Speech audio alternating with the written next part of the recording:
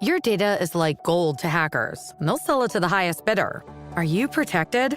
McAfee helps shield you, blocking suspicious texts, malicious emails, and fraudulent websites. McAfee Secure VPN lets you browse safely, and its AI-powered text scam detector spots threats instantly.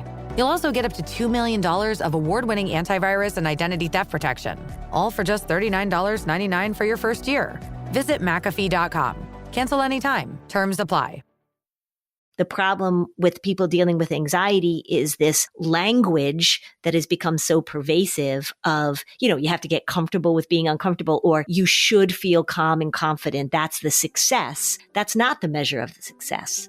The measure of the success, like you're just describing, is you've got a presentation to give, you feel a little wonky 3 days before, and you're like, sorry, I'm doing it. That's the measure of success. Welcome to Season 7 of Flusterclux with Lynn Lyons, where we'll talk about managing anxiety and all the other emotions too. We tackle the serious stuff without being too serious. I'm your co-host, Robin. I'm Lynn's sister-in-law, and I'm here to ask your questions. And I'm Lynn Lyons. I'm an anxiety expert, speaker, mom, and author. I've been a therapist for 35 years. Parenting can be a flusterclux, and I'm here to help you find your way. I'll tell you what to do and what to say. Hey, Ed. Hi, Lynn. So let me do a little introducing. We have two people here on the podcast today, everyone. One of them is Ed, and he's my brother, and he is the producer. He is the editor of this podcast. He's also married to Robin, and Robin, as I said, the first time Ed was on, but not the second time Ed was on. The first time is that Robin is working on this awesome project for her job, for her business. And so Ed is stepping in. So you'll hear Ed. Do you want to say something, Ed? No, I was just going to say we got a funny comment when I was not introduced. Someone said, well, who was this week's guest? And why does he have the same orthodontist as Lynn? Yeah, right. Because we told a story about our orthodontist experience. So it is a requirement that all guests have some measure of Connecticut-based dental work. Right. That's the screening process for co-hosts. It could be a filling, a crown. A root canal. Yep, that's fine. Yeah. So Ed passed that initial screening, and then I'm like, all right, well, he also happens to be my brother, but we had the same orthodontist. Yeah. And then also, I got a lot of texts from my friends saying that they were laughing very hard, that I was laughing. If you haven't listened to it, Noah, my orthodontist got hit by a bus. And when I was he didn't die, but when I was telling Ed the story, I was laughing a lot. And people found that inappropriate. Yeah. Not typically done in polite society. So, all right. And then you can hear I just said hi to Noah. So our other esteemed guest this week is Noah Cummings. If you saw Anxious Nation, the documentary that I was in, Noah and his family were, in my opinion, the stars of the show. Noah was on with his mom and dad. They told their story.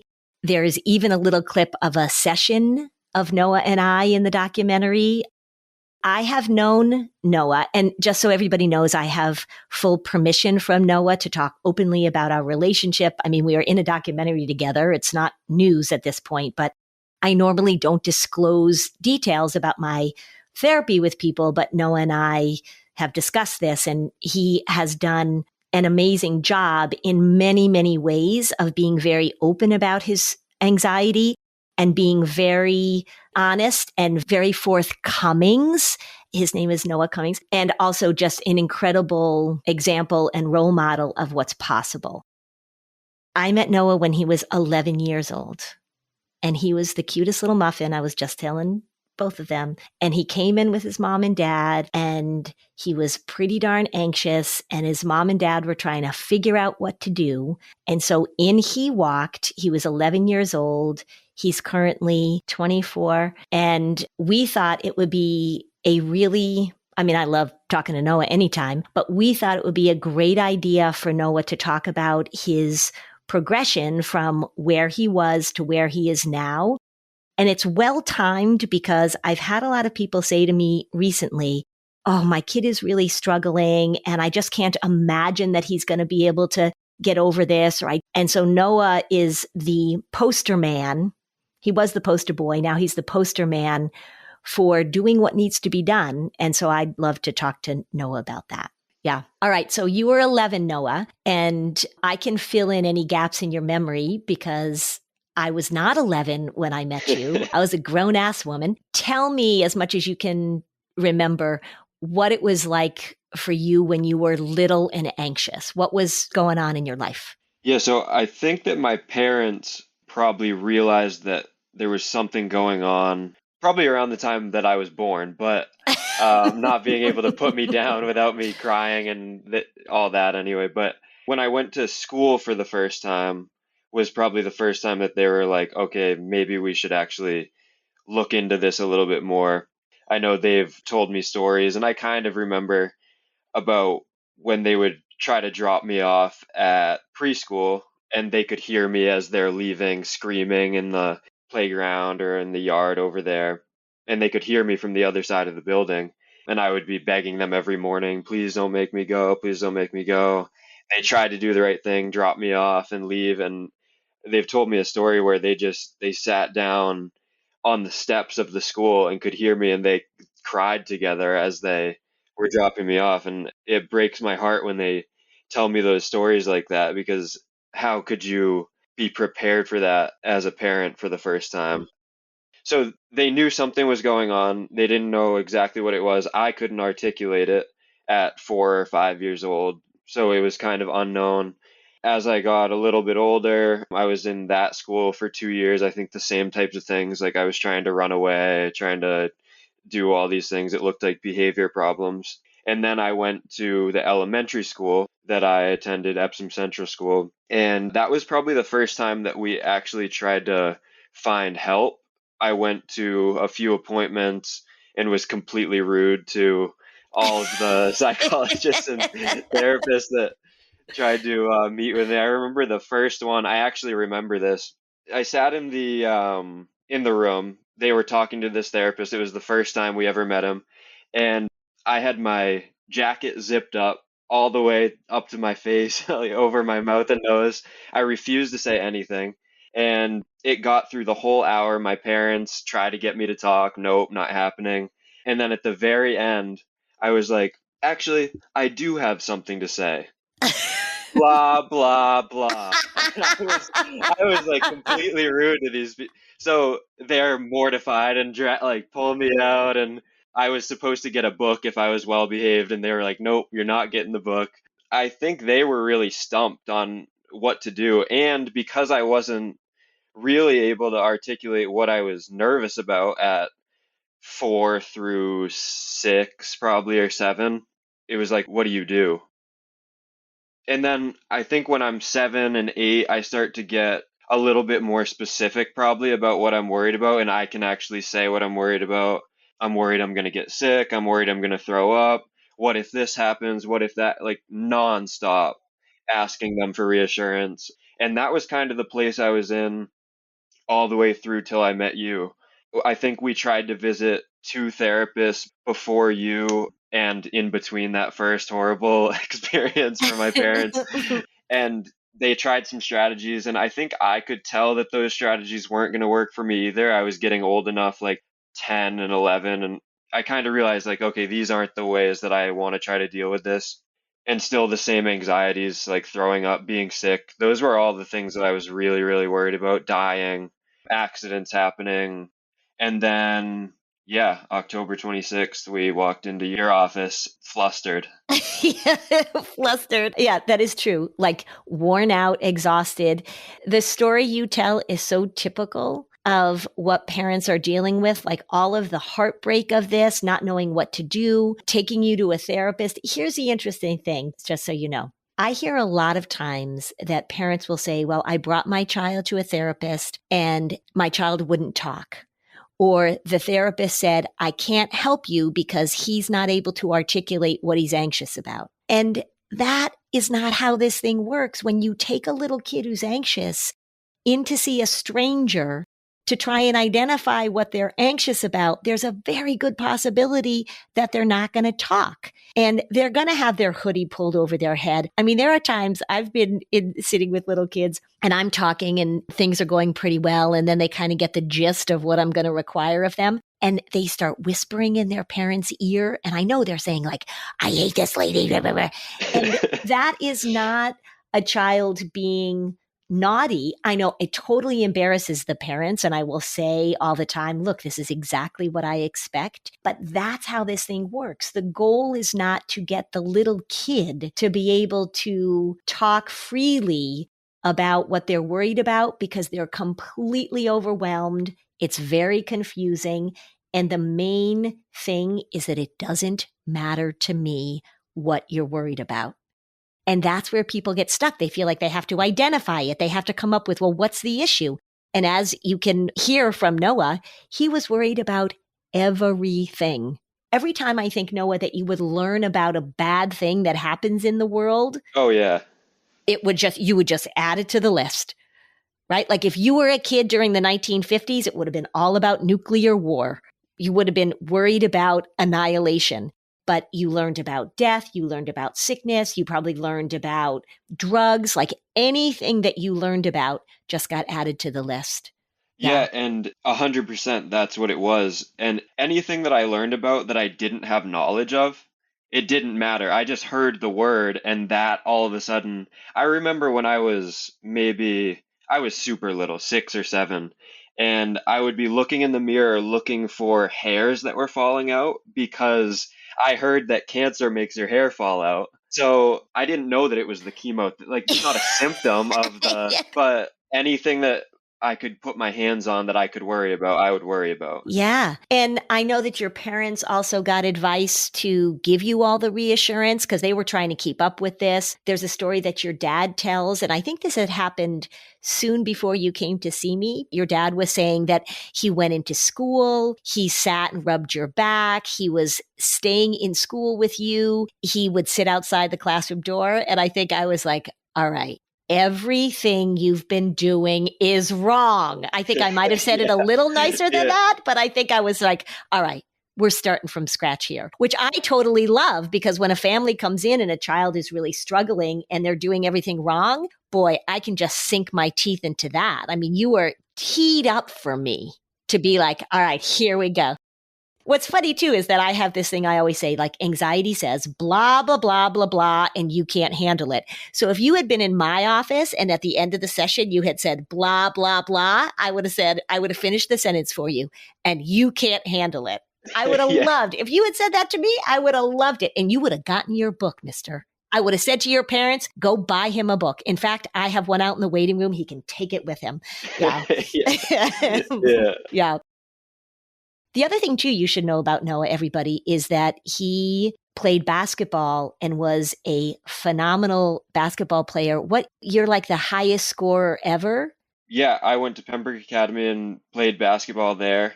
I was a varsity player for all 4 years and ended up scoring 1,000 points. And my senior year, which was the year we won the championship for Division II, I was also the player of the year. So I think going through the therapy that we did and having basketball going right along with that was almost like the perfect side-by-side thing to get me through this. I think that if I didn't have it, I still would have been successful with the therapy, but it's like having that physical outlet at the same time always was something super powerful for me.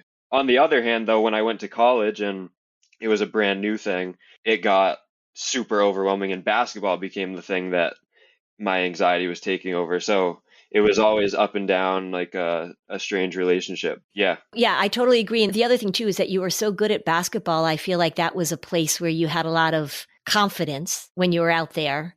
And we all know, I mean, the physical exercise certainly helped your brain and you were so physical about that. So that was awesome too.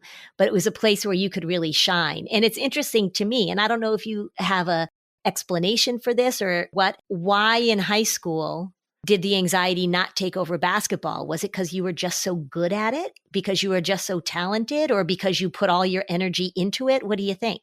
Yeah, I think it was partially that I felt that I was actually becoming really, really good at something, and I had 100% control over that, especially when I was getting really good for high school, like junior and senior year. I've always felt like the confidence scale is like, if I'm super confident, then anxiety is nowhere near me.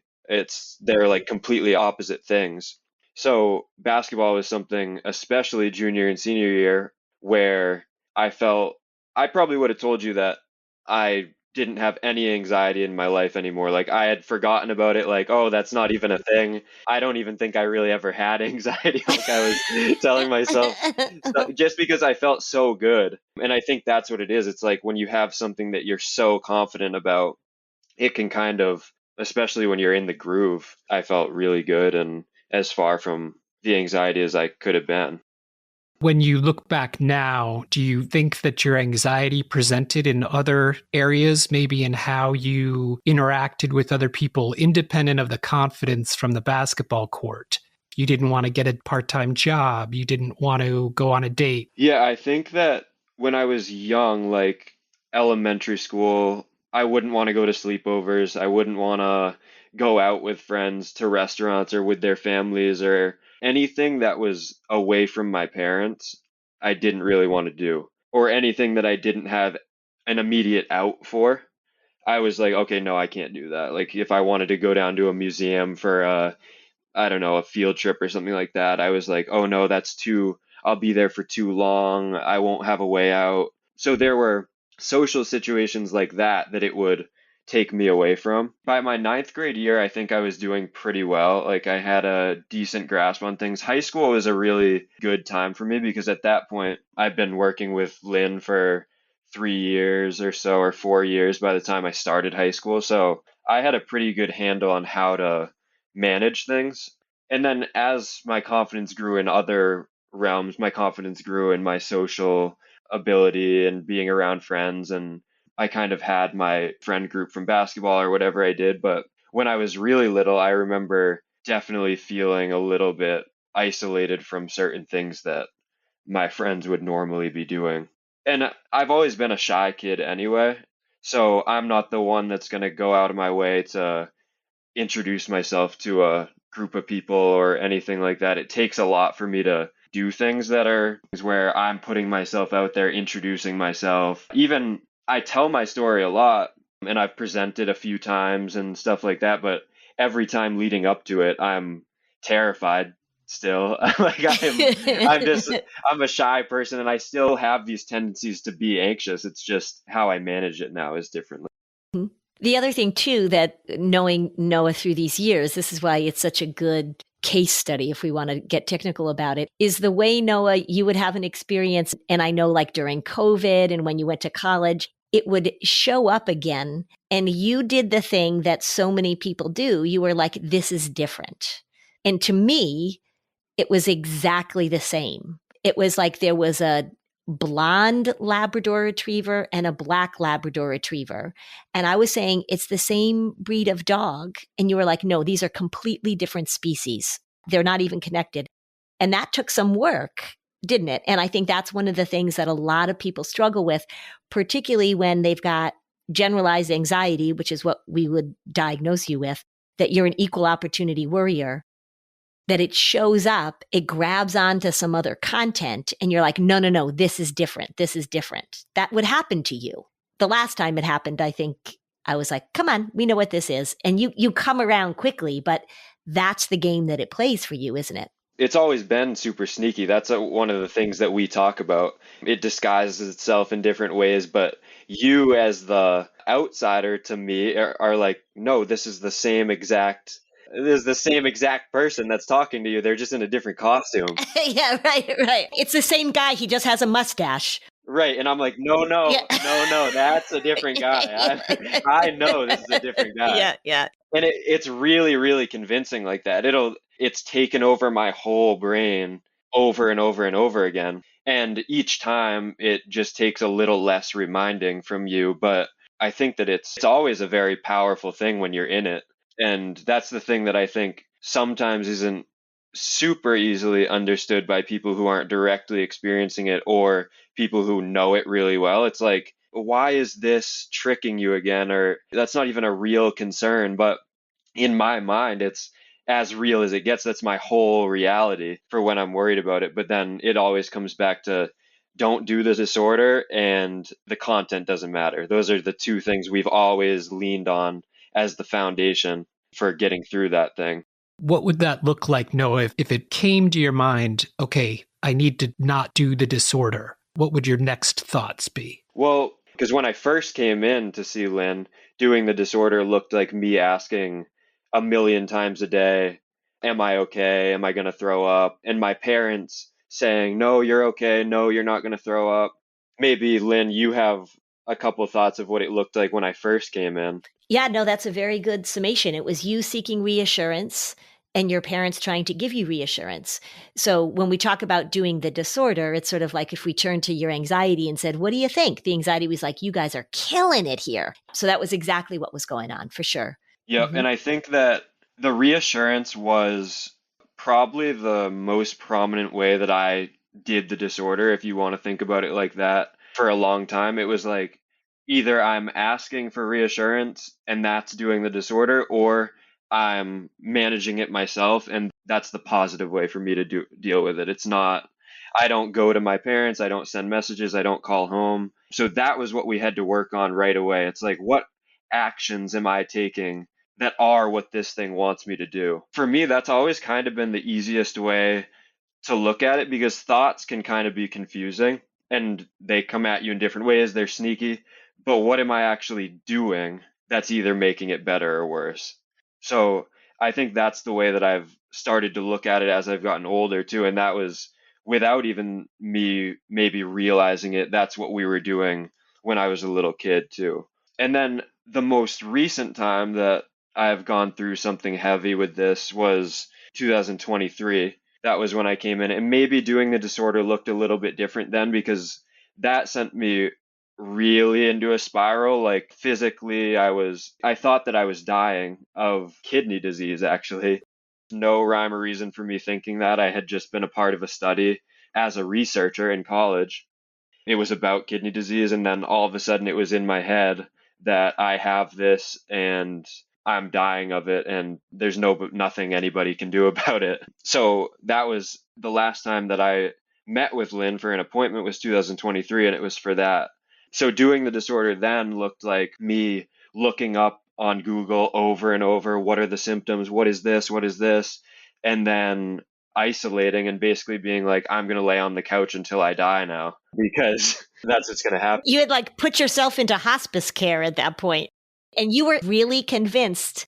But here's the thing to remember is that while that was going on, you came to see me because there was a part of you that knew. Yeah, well, I think I reached out to you and I was like, hey, Lynn, not a big deal, but I think I maybe should come in to see you if you have any time, of course. I don't, and so I came in and I told you what was going on, and I think you were like, if this happens, come see me right away, because this is the same thing you've always dealt with. It's no different. So, but I was like, oh, this is probably just a medical thing. I don't even know if Lynn deals with this. I don't know. She's not a doctor. I have to deal with my anxiety over my terminal kidney disease.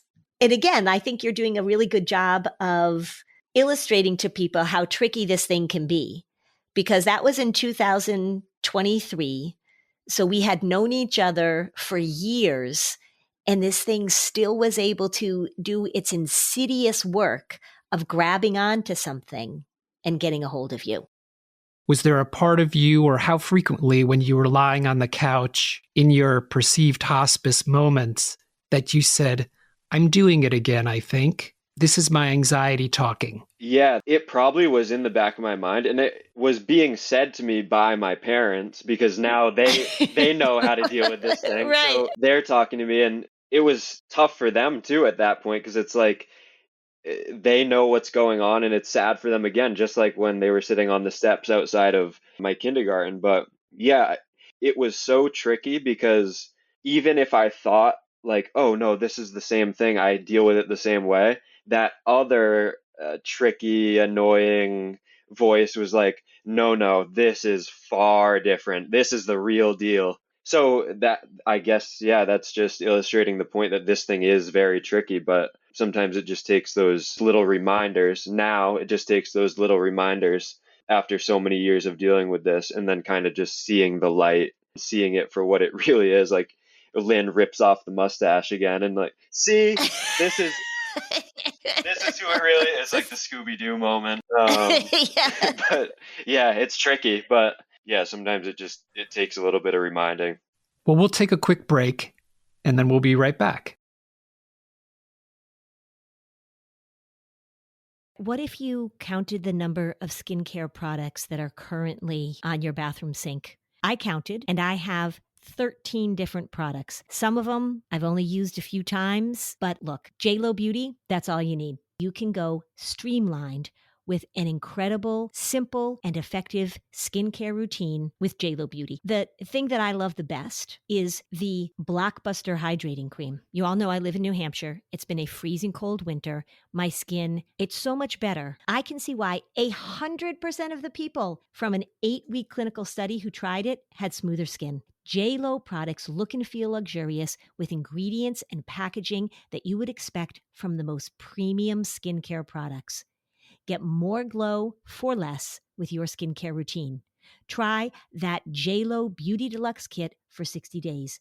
If you're not completely satisfied, just return the bottles, even if they're empty, and get your money back. Get the only skincare routine you'll ever need. Head to jlobeauty.com/Flusterclux to receive 20% off plus 3 free limited time offer gifts. Head to jlobeauty.com/Flusterclux for 20% off and 3 free time limited offer gifts, a $175 value. jlobeauty.com/Flusterclux. I saw this funny video recently where people were coming back into their house after they'd been away on vacation and they were saying, "Oh God, is this what our house smells like to everybody else?" If you have cats, you really know how important it is to make sure that your litter box does not stink. I love my kitty. I don't love her stink. We are using Pretty Litter. It obliterates odors so we can enjoy all the wonderful scents of spring and not smelling a litter box. Pretty Litter's non-clumping formula traps odor and moisture. It's ultra absorbent, it's lightweight, low dust, and 1 6-pound bag works for up to a month. Pretty Litter also gives me peace of mind. It changes color to indicate early signs of potential illnesses in my little kitty Pippa, like urinary tract infections, kidney issues, and more. Since Pretty Litter ships free right to my door, I never run out. And believe me, you don't want to run out of cat litter. I don't have to go out in the cold and lug those huge tubs from my store. Pretty Litter helps keep my house smelling fresh and clean. Try it and you'll love it. Go to prettylitter.com/Flusterclux to save 20% on your first order and get a free cat toy. That's prettylitter.com/Flusterclux to save 20% on your first order and get a free cat toy. prettylitter.com/Flusterclux. Terms and conditions apply. See site for details. Do you ever just walk into your pantry and you're just standing there staring and you know you want something healthy and delicious and there's just nothing that's sort of filling that void? Well, this is where Thrive Market comes in. Thrive Market is my go-to online grocery store for getting all of my healthy essentials delivered. You can go in and order foods that have removed over 1,000 harmful ingredients. They also have the Healthy Swap Scanner, which is this amazing thing. You just scan a product and it instantly recommends healthier swap. I tried the Simple Mills crackers, which were delicious. I'm on a total popcorn kick right now. Lesser Evil popcorn doesn't have any ingredients that I wouldn't eat or that you wouldn't want to give to your kids. They have so many on-site filters that it makes it simple to shop by the needs of everyone in your family. You've got somebody that's gluten-free or maybe a peanut allergy. All you have to do is put in the filter and it gives you the products that work best for you. And who doesn't want to shop with a mission-driven brand? Thrive Market seeks out the highest quality brands that follow ethical practices and strict quality standards. They also accept SNAP EBT and offer free memberships for low-income families through their Thrive Gives program. Are you ready to make the switch? Go to thrivemarket.com/fluster for 30% off your first order, plus a free $60 gift. That's THRIVE market.com/fluster. thrivemarket.com/fluster.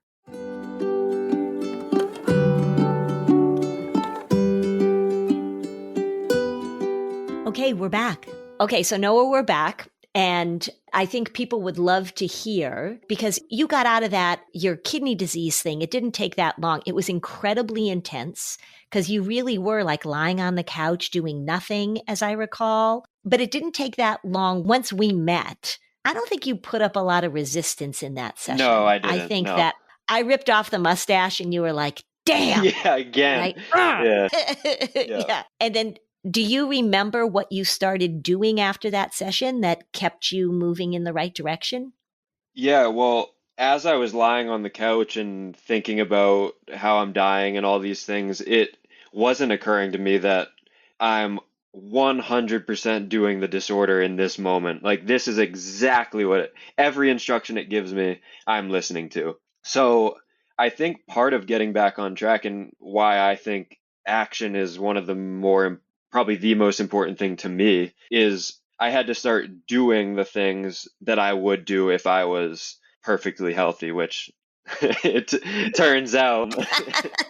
Spoiler alert, he was. I think one of the things, Lynn, that you said to me that was kind of like okay, this is how we're dealing with this. You said, well, if you actually were dying, is this how you would want to spend the last however long? And like that kind of was like a light bulb moment a little bit, because I was like, no, I'm gonna go do the things that I actually want to do. And so once we talked about what it's looking like right now and what I'm doing that's exactly in line with the anxiety and what I should be doing, which is in line with how I want to live my life, I left the session and I went and just hit a tennis ball around with my dad, kind of started moving again. Because that was the thing that, I mean, I'm very active and I've grown up in basketball. I've always had something physical to do. So when that whole thing was going on, it was like, okay, now I'm on the couch 24 hours a day and I've completely taken away all the things that make me feel good. Physically and emotionally. Yes. And that's kind of one of the things that I've thought a lot about too. It's like when I'm dealing with this, and you do an awesome job of saying, like, it doesn't always have to be so serious. Like, it wants to convince you, like, oh, we have to figure this out. We need to, especially with me, we've joked about me being a nerd about my anxiety before. And I want to get to the bottom of, like, okay, how am I going to solve it this time? It's like, no, just take something that makes you feel good and go do the thing that makes you feel good. You don't have to try to solve it. Like, don't be hyper focused on this. So I think in that particular instance that it was super intense, I was like, oh yeah, there's things that I like to do. I'm going to go do those things again. Yeah. The important distinction that I like to make for people is that it wasn't about distraction.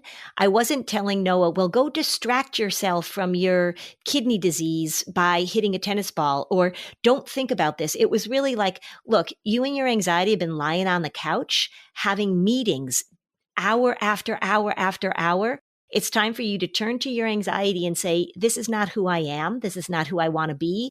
And go start acting like Noah. It wasn't about distraction. It was about you acting like Noah. And that's what you did. And to Noah's credit, he listens to what I tell him to do and he goes and does it and then it works. Reluctantly sometimes. Yeah, but you do. And I think that just comes from you trust me, and you've also done it enough that you know that when I say, okay, you know this is going to get you out of it, there's a part of you that like, all right, I got to do it. But you're really good at knowing what works for you and doing what works for you. Anxiety is undefeated in having someone lying on a couch and getting themselves out of it by thinking. Yeah, exactly. You cannot lie on a couch and have meetings with your anxiety to get out of your anxiety. Yeah. That's what it wants you to do. It wants you to think and go deeper. This is why a lot of times when people go to therapy, and it is sort of like, well, let's get to the root. I mean, Noah and I could have spent a lot of time trying to understand Why kidney disease? I didn't care. Because when he was little, he thought he had cancer because he was looking for hairs falling out. It doesn't matter. It doesn't Yeah, I matter. think that's the most important part for me is that it's always the reminder this content does not matter at all. We're not trying to dive into it. We're not trying to dissect why this, why that, and get esoteric. It's always about what are you doing right now that's reinforcing these patterns, and what can you do that's going to get you out of it. It's not about having these conversations back and forth because, like you said, Ed, that's never worked for it's always made it worse. Anytime that I'm talking to myself about my anxiety, it's like, nope, probably not a good idea. And depression and anxiety, they work towards you not doing the very things that will help. Right. I mean, the very nature of these disorders is that they want you to go inside and hang out with the disorder instead of going outside and being what you know that you are or doing what you know that you love to do. Talked about behavioral activation. That's just a fancy name for a type of therapy where you do things even though you don't feel like it. Knowing Noah, and Noah knows himself, he has a very clear list in his experience of these are the things that make me feel better. These are the things that work. And he does them. And that's the tricky part, is that he's got to trust me. He's got to trust the list that he has. And the thing that anxiety says, which I know that Noah is familiar with, when it was saying he had kidney disease and that he was dying, and if his parents said, Noah, you got the test back, or Noah, you're not dying, or this or that, his anxiety would say, are you sure, Noah? Are you sure? Doctors make mistakes. That's right. And that's the tricky part of it's pulling you back in and looking for 100% certainty. And Noah's willing to say, I'm not playing this game. I'm not having this discussion. I'm not having this debate. I'm going to go do things. Yep. And still it tries to show up in those ways of trying to get me not to do certain things. I've done presentations in the school that I work for, and I was doing them last week. And the 3 days leading up to that, it's like, oh no, you should definitely just tell them, no, I'm good. I need a couple of days. I'm not going to, like, it's still trying to reason with me, but I've identified it. And the tricky part is even when it's super loud and trying to get you to act a certain way, it's like doing the thing that you're supposed to do anyway. And every time when I do it, I build my confidence and I feel fine while I'm doing it. But it's like leading up, I have to kind of weather that a little bit of that anxiety, like storm kind of thing where it's like, no, you shouldn't do it this time. You're going to panic. You're going to freeze up and it's coming at me like it always has my whole life. And the hardest part is acting anyway and doing the thing that I know is right anyway, even though it's super, super hard. And I think people try to make that sound easy, like, oh, you need to get comfortable being uncomfortable. And then people start to think like, oh, I should feel okay when I'm uncomfortable. Like I should feel it's just somewhere that I like to be. Like there's people that like being uncomfortable. And it's like nobody likes being uncomfortable. But Right. the difference is that when you still act the way that you should act, even when you're uncomfortable, that's kind of the pocket that I've grown into, is like still being able to do things even when I'm uncomfortable leading into it. I'm so glad you brought up that phrase because people say that a lot. You hear it a lot. You just have to get comfortable with being uncomfortable. I always say, no, you just have to be uncomfortable. You just have to be uncomfortable. Yeah. You're just going to feel this way and you'll get through it. It would be sort of like when I go to the dentist, I don't like going to the dentist. I don't like having my teeth scraped. I don't like the whole thing. My goal is not to be comfortable at the dentist. My goal is to just go to the dentist. I know that it's a period of time that I will not like, and then my teeth will be clean. I don't try and convince myself that going to the dentist is this comfortable thing. I don't like it. And there's a powerful thing, Noah, in observing you in the film and in our conversation. You haven't said, there will be a date when I will fully eradicate my anxiety and it will be gone forever and never reappear. And that's very powerful. Yeah, it's never been the goal to get rid of the thing completely. That's like, that would be inhuman. if you were, because I said this in the presentations I was doing last week, kind of about my story and stuff like that. It's not a good thing to not have anxiety. You want anxiety. It's like always been a thing that has helped us survive. It's just when it goes unchecked and completely allowed to take over your brain that it becomes a problem. But recognizing it as something that is actually sometimes giving me helpful signs and like getting me ready to do certain things, like coming on here, even though like I'm completely comfortable with Lynn and have spent more than half my life talking to her, I'm still like, my heart's beating faster. I feel a little bit anxious. Like, am I going to speak right? But then I can recognize it as like, oh no, it's going to keep me sharp. Right. Being revved up is a good thing when I'm going on somewhere that I need to be on for. So you can take that down the path of like, oh my God, my heart's beating fast. I'm getting freaked out. I shouldn't do this thing. Like or I can take it and be like, no, this is getting me ready to go. And that's kind of how I tried to handle like any presentations that I've done or anything like that. It's like, no, it's going to keep me on my game. Yeah. And remember that anxiety promotes things to an emergency that are not an emergency. You getting ready to give a presentation, probably, I don't know if when you played basketball, if there was a huge game, you guys are playing in the finals of the state championship. I'm pretty sure that everybody was probably a little juiced up before that. I would guess that nobody said to you guys, everybody needs to be completely calm and relaxed before we go out and start the game. You can see athletes, they're listening to music, they're moving their bodies, they're getting in the huddle. Like you guys are using that juice because it's expected that you're going to feel that way. The problem with people dealing with anxiety is this language that has become so pervasive of, you have to get comfortable with being uncomfortable, or you should feel calm and confident. That's the success. That's not the measure of the success. The measure of the success, like you're just describing, is you've got a presentation to give. You feel a little wonky 3 days before, and you're like, I'm doing it. Sorry, I'm doing it. That's the measure of success. Yep. Yeah. And that it's not a setback and it's not a failure when it represents itself periodically. Right. Yeah. And it's always represented itself to me. And I think at times I've felt bad about that. In 2023, when we've already done the movie and I'm this big success story with me and Lynn on there, and we've like beat this thing, like, and that's how I'm feeling. Yeah. And then in 2023, I have to text her and be like, you think maybe we could chat just for a couple minutes? We don't even need.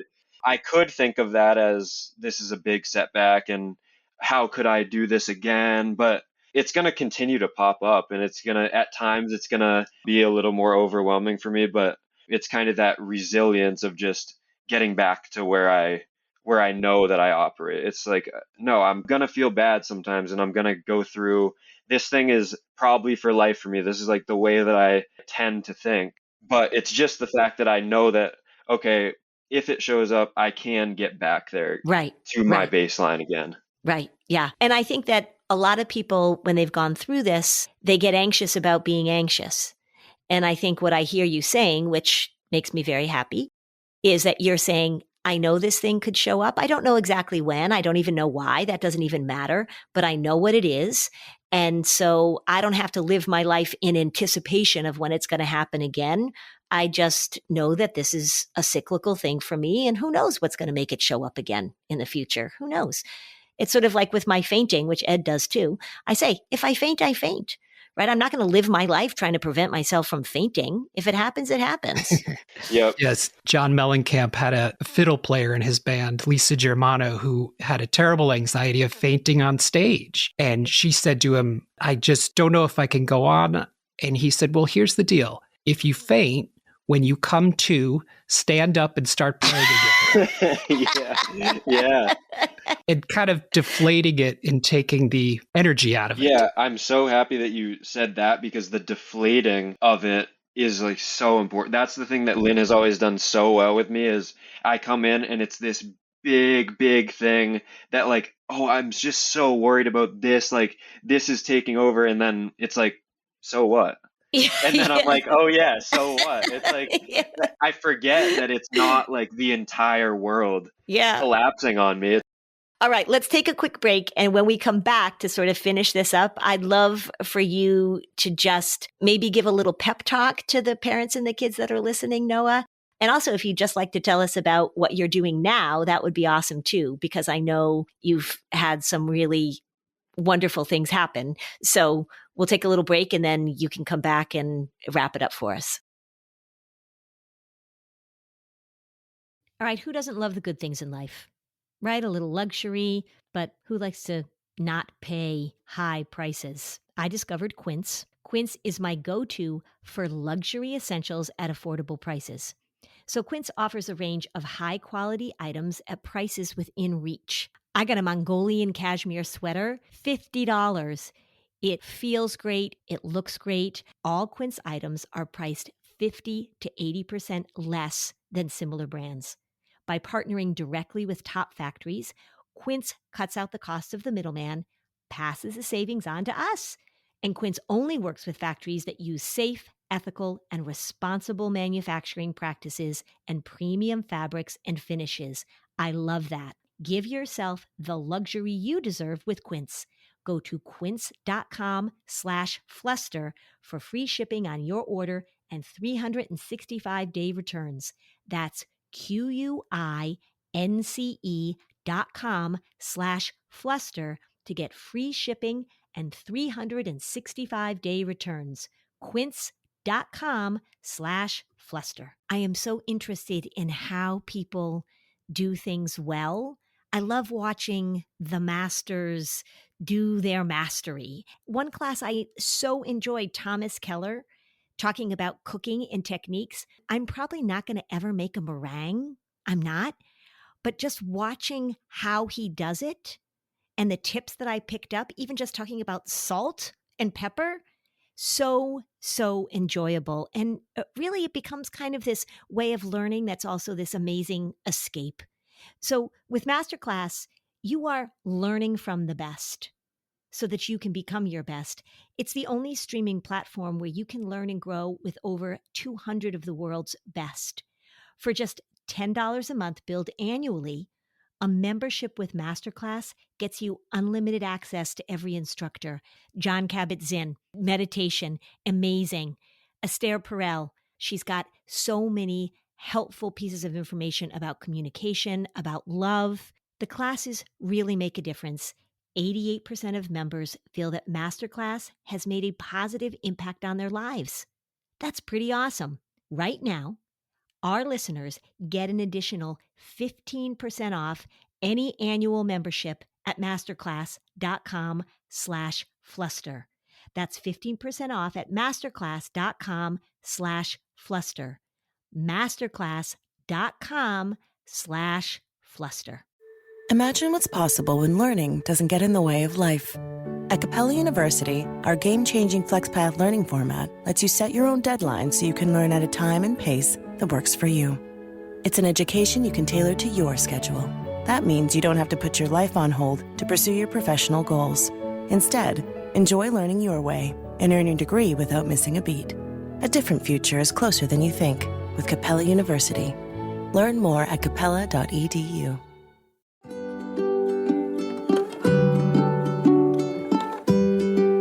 Okay, so now back to the show.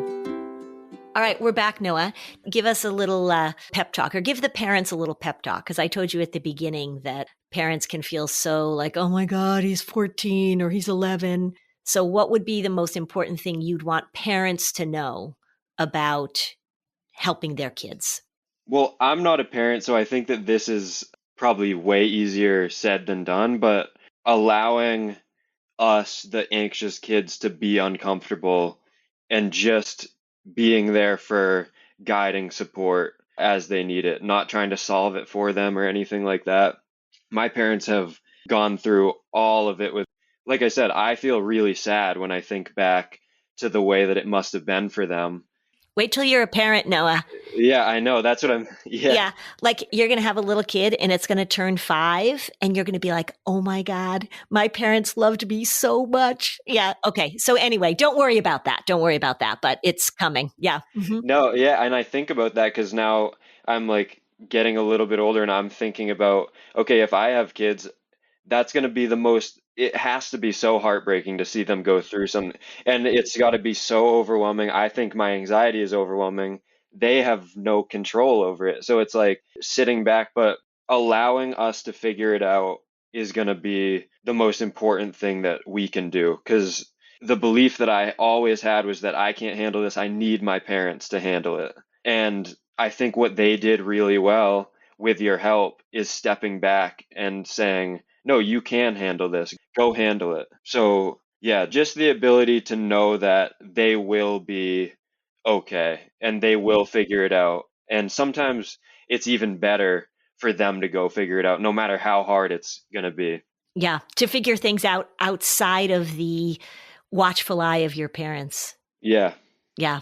Yeah. But like I said, I know that that's super hard to do. And Yeah. like me going through the cyclical nature of the anxiety, like I'm sure that parents are going to do really well sometimes at that, and then sometimes they're not going to do so well, and they're going to give the reassurance, or they're going to step in and solve a situation again.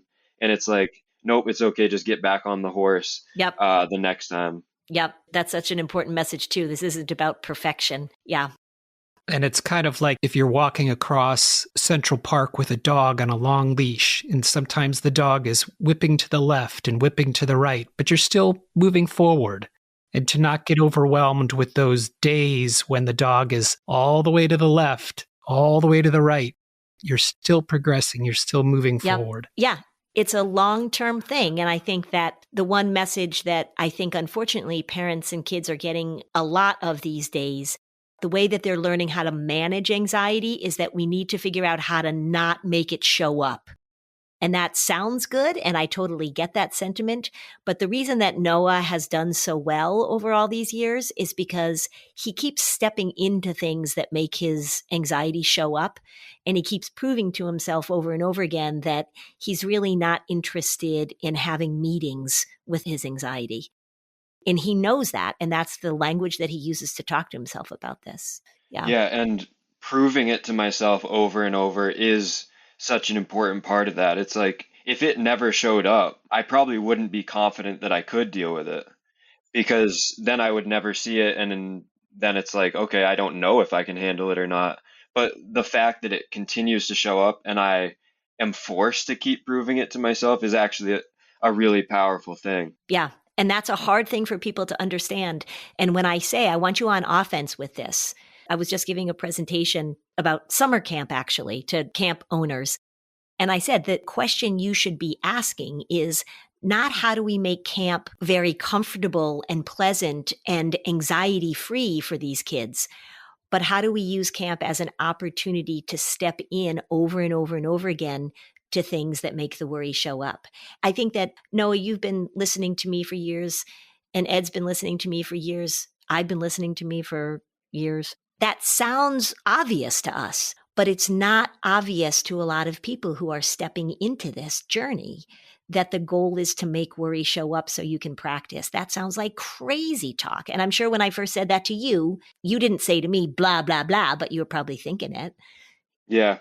And not expecting those situations to be comfortable again is a big part of that, because not waiting for it to be like, oh no, now I feel good enough to do it. It's like, no, now I feel really bad and I don't want to do this at all, but doing it anyway. Yeah. To say, great, I get to step into this situation to practice. Yeah. You work with kids now. Yeah. I got my degree from Springfield College in exercise science and I was coaching for a little while and doing some performance stuff. And then I kind of stumbled upon a job at Pembroke Academy working with ninth graders last year in study halls, transition labs is what they were called. And then that's led me to now getting a job this year at Merrimack Valley High School. I work with a program called the Student Success Program, and I gave a talk there last year about Anxious Nation, and it kind of naturally flowed into this, where it's a restorative justice approach to behavior management and all these things. So I've been able to really use a lot of my life to inform how I'm talking with these students, because a lot of times these behavior problems, like when I was 6, aren't really like kids trying to be bad kids. It's something that's going on. So I've been really lucky to get into a role where it's so natural for me to relate to some of these situations. I'm completely 100% sure that the way that you talk to kids, the empathy that you have, and the language that you use is making a huge difference. Yeah. In terms of where you are now overall, Noah, how would you describe your current status in dealing with all of this? Yeah, so I went to, like I said, I graduated from Springfield College. I had a lot of ups and downs there, but got through it a little bit, obviously with your help a little bit at the end. But graduated from there, got a job at a strength and conditioning facility right after, and felt good in that role. I think since the last time that we met, I've felt really confident in the things that I'm doing. Obviously, I have ups and downs. I've been able to share this story a lot, which has been really cool to get to do in all my roles in the schools and times when we've gone out together for Anxious Nation. And like I said, still am very nervous anytime I do one of those things, but we're able to manage it with the tools and the foundations we've built. And yeah, last May I moved out of my parents' house and moved in with my now fiance. We got engaged on New Year's Eve. So yeah, I think that the whole thing, like all of the ups and downs, like Ed said, whether the leash has been pulled to the right or to the left, like we've always been moving forward with it. And I've ended up in a place that I'm so grateful for. And I'm so grateful for you, Lynn, because you've impacted my life. I'm like starting to cry a little bit. Yeah. Well, Noah sent me the picture that his aunt took of him proposing to his now fiance.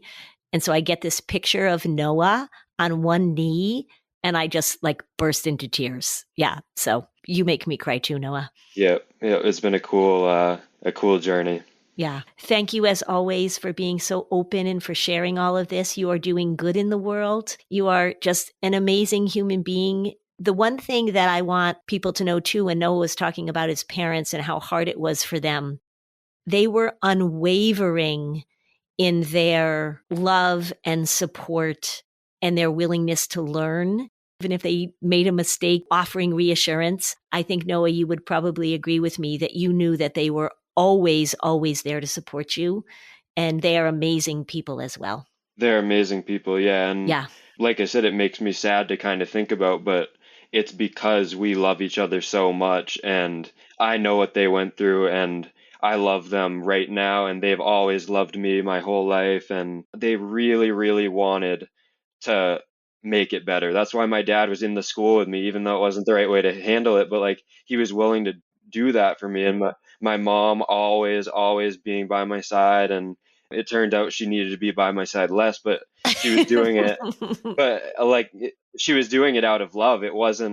She wasn't trying to do something wrong, or she wasn't trying to coddle me. She just loved me that much. And it's the same. Yeah, they're amazing people, and they did their best, and they ended up doing things the right way. We just needed the coaching. How would they have known otherwise to do these things? It's not natural, but it's how it needs to go. And they've been so open in sharing their story as well, which is just amazing that they have offered so much, agreeing to be in the documentary and just being so open and honest about it. They've really done a lot of good as well. So I'm sure it's been harder for them than for me to share this story, because they have to admit that they were doing things wrong as parents. And that's like I said, I don't know personally, but it's got to be so hard to admit you were doing something wrong parenting on a project like that, like a documentary, but they've taken your advice through and through, and we've ended up managing this thing the way that we would if you were coaching us. Yeah, you absolutely have. Yeah. Well, thank you so much. I'm sure we'll see each other soon. Thank you, Noah. Yes, we will. Thank you both. Thank you, Lynn, for everything. Thanks for listening. And if you found this podcast helpful, please give us a 5-star review on Apple Podcasts. It helps other people find this information. And if you'd like to dig deeper on any of these topics, we have specialized playlists on our Spotify profile, and the link is in the show notes. Topics like teens, depression, and OCD. Bye, Lynn. Bye, Robin. Are you a parent in need of a laugh and a little escape? Look no further. Parenting is a Joke is the podcast you've been waiting for. Hey, I'm Ophira Eisenberg. I'm a stand-up comic and parent. And each week I chat with one of my top comedian pals who, just like you, are juggling careers, busy lives and schedules, and raising a family. You can expect candid stories, hilarious mishaps that happen on stage and at home, and just a lot of laughs. There's no expert advice here. Well, actually, sometimes a good idea does sneak its way in, but mostly just pure, relatable fun to remind you that we're all in this parenting adventure together. New episodes of Parenting is a Joke drop every Tuesday, so tune in, get ready to laugh, unwind, and maybe even feel a little bit better about your own parenting. Because sometimes that's exactly what your therapist, pediatrician, and bartender ordered. Subscribe now on your favorite podcast platform.